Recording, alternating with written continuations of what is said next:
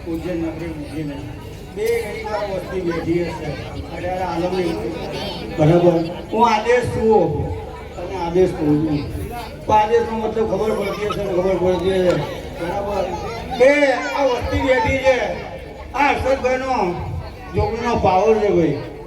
બરાબર કે એનું તેજ છે ને આ દીવામાં તેજ છે એની ભક્તિ છે હર્ષદભાઈની બરાબર એ મારા જોગીને કહેવું છે કે ભાઈ આવો નાવો ભાવ આવી વસ્તી રાખજો બરાબર વેળાએ બનતું હશે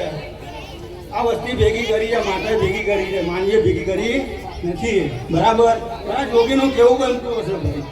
કે ભાઈ કેવો ભાવ રાખે હર્ષદભાઈ આ હોના દીવાની લાજ રાખજો દીવે રામ રાખજો હું જોગી એવું કહું છું ભાઈ બરાબર એ વેળાએ સારું બનશે સારું કરીશ બરાબર હું ભીગો આદેશ